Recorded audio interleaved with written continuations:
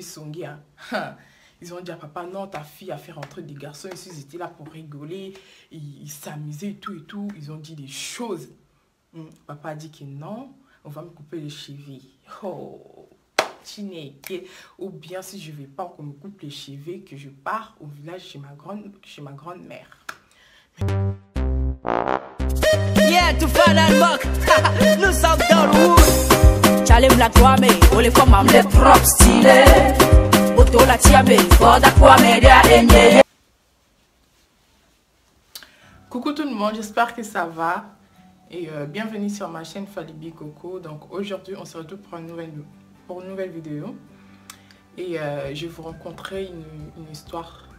Et comment je voulais me suicider à cause de mon papa. Voilà.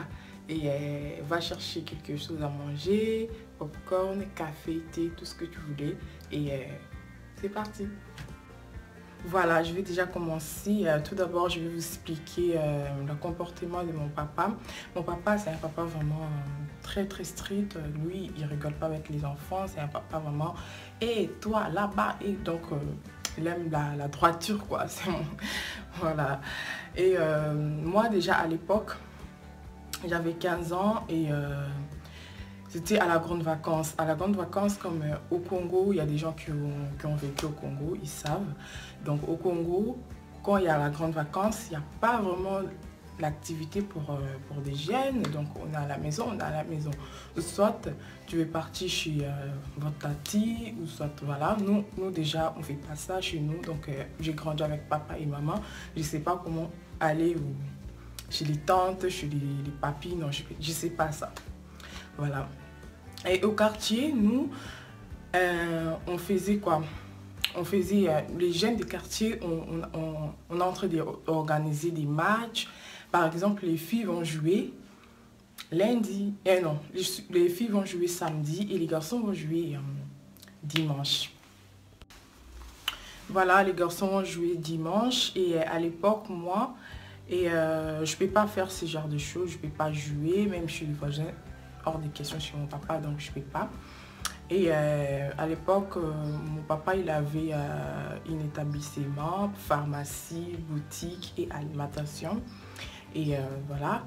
Voilà, à l'époque, ma mère, elle avait accouché, donc mon père a dit, ah, Fali, donc comme il n'y a pas l'école, toi tu vas rester là avec les mamans. Il y avait encore les mamans qui nous aident et tout. Ben, c'est pas eux qui vont recevoir l'argent, c'est moi qui va recevoir. Voilà, et moi je vendais aussi à la pharmacie. À l'époque j'avais 15 ans, je vendais très bien. Voilà, mon papa a dit que non, tout ce que tu sais vendre, vends. Et voilà, les choses comme ordonnance, faut pas, si ça te prend la tête, faut pas se cacasser, dire que papa n'est pas là. Moi je dis ok. Voilà, j'ai resté là. Mon papa, il est parti en ville pour acheter des choses qui ont manqué dans notre business, quoi. Il est parti en ville pour acheter. Moi, j'ai resté là. Bon, et j'ai resté tranquille. Et il y a des joueurs là, les joueurs garçons qui ont rentré dans la pharmacie pour acheter leurs pansements, alcool, le truc comme ça, parce qu'ils ont blessé. Ils ont eu des petits bobos et tout pour se faire soigner. Ils m'ont trouvé là, ils m'ont dit, ah, c'est toi, Fali, qu'on attend tout le temps. Moi, je dis oui, parce que mon nom aussi, Fali, ça fait artiste, quoi, là, Fali, faut pas. Voilà. Et c'est toi, Fali, moi, je dis oui, c'est moi. Et pourquoi tu viens pas au match? Pourquoi tu viens pas nous soutenir et tout? Et il y a aussi des filles qui jouent aussi. Pourquoi tu viens pas? Moi, je dis, ah, moi, je peux pas venir parce que mon papa, il va pas vouloir. Donc, lui, voilà, il a dit, non, il faut fuir. Il me dit des choses comme ça. Moi, je dis, vous me dites que je fuis. Non, je peux pas faire ça, en tout cas, je suis désolée et tout, mais j'attends que vous avez gagné et tout. Félicitations, on a dit ça, je dis ça à eux. Ils m'ont dit, ah, non. Moi, je dis, oui, achète et tout et partez parce que mon papa, il va pas, quand il va rentrer ici, il va pas être content, donc partez. Et ils étaient 5 garçons, comme 15, voilà, 15 garçons, ils ont acheté leurs choses, ils ont parti, mais il dit que non, il faut réfléchir et tout, viens, tout, viens. Tout. Moi, je dis non, je peux pas vous dire que non, je peux venir, mais non, moi, je dis carrément que je peux pas venir dans vos matchs. Donc moi, voilà, ça me regarde pas, mon papa, là, c'est ouf, quoi. Voilà, après les garçons, ils sont partis. moi j'ai resté là et mon papa, j'ai resté encore 1 heure pied désert. Mon papa il est rentré. Ils m'ont dit oui ça a été. Moi j'ai dit oui papa ça a été. Voilà, j'ai fait des comptes, j'ai fait ça. Il a dit que oui, rentre à la maison. Voilà, dès que je rentre à la maison là, il a déjà appelé mon papa parce que nous, pharmacie et notre maison, c'était 15 minutes, voilà. Et quand j'ai retourné à la maison, il a déjà appelé maman, ta fille est là? Oui, maman dit oui, il vient de rentrer tout de suite là. Voilà, j'ai resté avec maman et tout. Voilà, du coup, on a resté encore 1 heure à la maison et maman, elle commençait à parler au téléphone. Oui, ta fille, elle a fait rentrer des garçons à la pharmacie. Elle joue avec moi. Moi, j'ai laissé ici. Elle a fait rentrer les garçons ici à la pharmacie, les joueurs là. Maman a dit, ah, fallu toi t'as fait rentrer les joueurs. Maman a dit, ah, maman, non. Ils étaient là pour acheter l'air pansement. L'air pansement pour se faire soigner. Moi, je ne l'ai pas appelé en fait. Mais, papa a dit, papa fâché. Papa fâché, ce qui a dit les papas, les quartiers, là, les songi des papas là. Non. Au Congo, même les papas qui font des songi, hein. Ils ont dit à papa, non, ta fille a fait rentrer des garçons ici, ils étaient là pour rigoler, ils s'amusaient et tout. Ils ont dit des choses. Papa a dit que non, on va me couper les cheveux. Oh, Chineke. Ou bien si je ne vais pas qu'on me coupe les cheveux, que je pars au village chez ma grand-mère. Mais non, moi j'étais là. Et moi j'étais là, je dis non, c'est pas vrai parce qu'au Congo, moi j'ai fait pousser mes cheveux, je commence à réfléchir, j'ai fait pousser mes cheveux comme ça. Et parce qu'au Congo, on part à l'école avec les nattes collées. On ne peut pas partir avec les tresses. Donc c'est interdit à l'école déjà. Moi j'ai fait pousser mes cheveux et nous les filles on profite pendant la grande vacances. On va se faire belle, on va faire les tresses, on va faire tout ce qu'on veut. Et moi j'ai déjà pris les rendez-vous avec la coiffeuse. Et maman elle a pris aussi des trucs, des produits dans notre boutique. Elle a pris des produits, des défrisants pour qu'on me fasse des cheveux.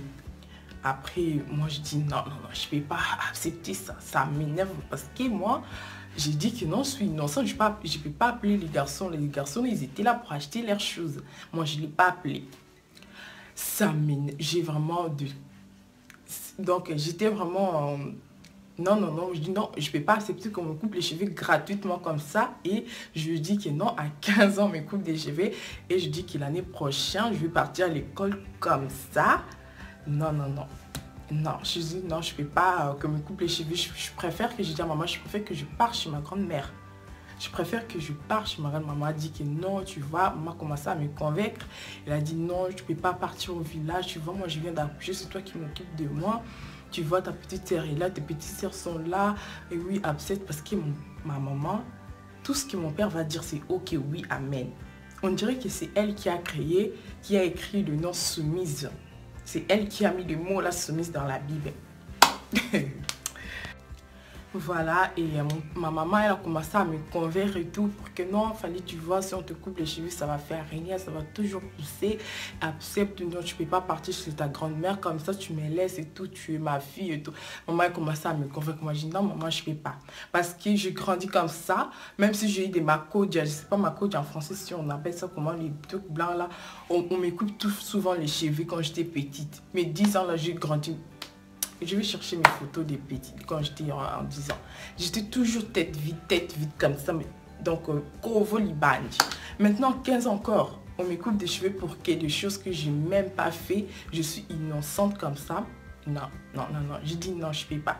Débat avec maman. Papa, là, envoyé déjà les gilettes avec savon que me coupe les cheveux. Moi, je dis ah.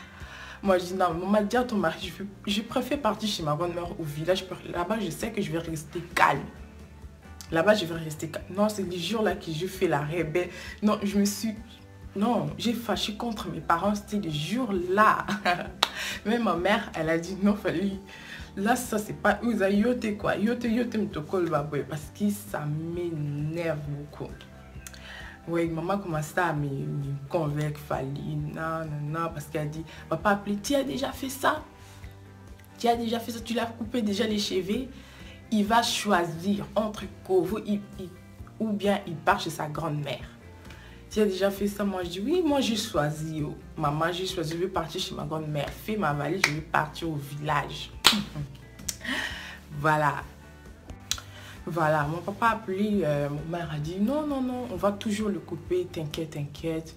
Voilà, j'étais là parce que moi, quand je suis vraiment très, très en colère, les paroles, ça sort pas et je pleure que j'ai toujours des larmes. Je n'arrive pas, ma bouche, ça s'ouvre pas, quoi. Je n'arrive pas à parler si je suis en colère. Et j'étais là, je regardais ma mère et tout. Moi, je dis, pourquoi j'ai rien fait. J'ai rien fait. J'ai dit que non, non, non, on ne peut pas me couper les cheveux comme ça, gratuit comme ça. Et du coup, j'ai regardé les défrisants que ma maman a acheté. Elle dit, oui, il fallait t'inquiète, mets ça là à côté, tu vas toujours pousser et tout. Et j'ai sorti avec le larmosier, j'ai sorti dehors avec le produit. Maman, elle était là à la maison avec son bébé et tout. Et j'ai rentré dans la toilette. J'ai dit, j'ai prié. J'ai dit, Seigneur, aide-moi. Et j'ai dit, pardonne-moi, Seigneur, si je fais ça. Je ne vais pas rester dans cette famille. Je ne suis pas du tout errée depuis que j'étais... Voilà, je suis petite et tout. Donc, on ne me croit pas. Je suis dans cette famille vraiment... Voilà, j'étais vraiment très, très, très fatiguée de mon papa. Voilà, et ma mère, elle était toujours là pour que si papa a dit ça, elle va dire ok, oui, amen, on va faire ça. Voilà, donc je dis, je suis fatiguée, Seigneur, prends-moi. Je suis désolée de faire ça. Et voilà, je dis, Seigneur, prends-moi, Seigneur, et tout. Et j'ai ouvert le produit là. Et j'ai pris ça, j'ai mis ça dans la bouche. Je vous dis, hein. C'est du vrai ce que je dis. Hein. J'ai mis ça dans la bouche et j'ai pris encore, j'ai mis dans la bouche. Et je dis que non, je vais avaler ça pour que ça brille tout. Ça brille tout dans mon corps, dans mon ventre. Voilà. J'ai pris et tout. Et ma voisine, elle savait que non, je suis dans la merde là-bas, on me menace pour qu'elle me coupe les cheveux. Elle était là, elle a dit que non, maman Elie, vous, parce que ma mère, elle s'appelle Elie Tonique. Voilà, elle a dit, maman Tonique et tout, pourquoi tu es tout le temps derrière ton mari? Tu vois, cette fille, elle a rien fait, ta fille, elle est toujours là, elle sort même pas. Pourquoi vous êtes en train de faire ça et tout? Elle a dit à sa maman, maman a dit que non, c'est pas moi, c'est ton papa. Moi, je vais faire quoi? Sinon, on va me chasser ici. Ou même, vous connaissez les mamans africaines. Alors, ma voisine, elle avait envie de sortir, mais elle m'a dit que je sais pas. Voilà, bref, ma voisine, elle était là à côté. Donc, elle a sorti. Quand elle a sorti dans sa maison, elle m'a vue parce qu'aux toilettes, moi, j'étais déjà grande à 15 ans. Elle me voyait aux toilettes. Elle a dit que non, fallait quoi? Elle me vit avec des choses blanches dans la bouche et dans le nez et tout. Et elle a vu que non, je pleurais. J'ai pleuré les larmes aussi comme ça, sans parler. Elle a commencé à approcher à côté de moi. Et moi, j'ai fui. J'ai fui pour qu'elle ne m'attrape pas. Voilà, elle était vraiment... Moi aussi, j'étais épuisée et tout. Elle m'a attrapée et tout. Elle a fait rentrer ses 5 doigts dans ma bouche. Elle a fait sortir des choses. Mais quand elle fait sortir ça, il y avait de la peau là. Ça sort aussi, mais elle a crié, ma mère, quand elle est sortie, ma mère. Elle a même perdu sa pagne. Elle a perdu sa pagne et tout pour crier. Tout. C'est quoi ça? C'est quoi ça? Seigneur, Seigneur, Seigneur. Tout le monde alerte tout le monde. On a alerté tout le monde au quartier. Il voulait se faire susciter. Voilà, voilà. Mon père, et c'était là le jour que ma mère, elle a levé quand même sa voix devant mon père pour dire, c'est pas ça, on ne vit pas ça dans la famille, c'est pas ça, ça se passe pas comme ça. Elle a quand même eu du courage pour parler avec mon papa. Mon papa, quand il est venu comme ça pour me voir, il était là triste et tout. On dirait que, comme on dit chez nous, poule mouillée, ou poule mouillée, quoi. Rien à dire. Voilà, comme poule mouillée, elle n'arrive pas à parler et tout. Elle était triste et tout. Elle a vu que, à tel point qu'il m'a mis au bout. voilà, donc il était là triste parce qu'elle aussi est assistant à l'hôpital. Elle a commencé à me soigner et tout. Elle a commencé à me soigner. Et, elle a dit, bah, elle a rien dit. Elle a rien dit. Fin de compte, on m'a laissé, on m'a pas coupé le cheveu. Et elle a vu que non, à tel point que j'étais innocente et tout. Et à cause de Songi des papas, même pas les filles des mamans, les papas. Elle a dit que non, elle m'a dit je suis désolée et tout, je vais pas te couper maintenant les cheveux. Ouais, je sais que maintenant tu es grande fille, je peux pas faire tout sur toi, voilà. Et je voulais dire quoi, j'ai même oublié ma bouche, elle était vraiment trop grande comme cette verre ici. Comme cette verre ici. Voilà, donc je n'arrivais pas à fermer ma bouche là. Je n'arrivais pas à fermer ma bouche, donc ma langue elle était vraiment trop gros comme ça. Non. J'ai déformé.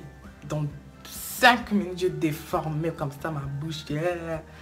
Non, comment t'as là mon nez là. Et comment dégoûter ça comment. Voilà.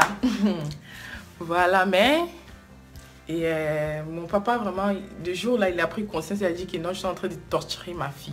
J'étais en train de torturer ma fille. Même si mon petit frère, il a surnommé mon papa qui non, c'est un bolos. C'est un bolos, vraiment, c'est un faux mon limon, comme on dit chez nous, faux mon limon.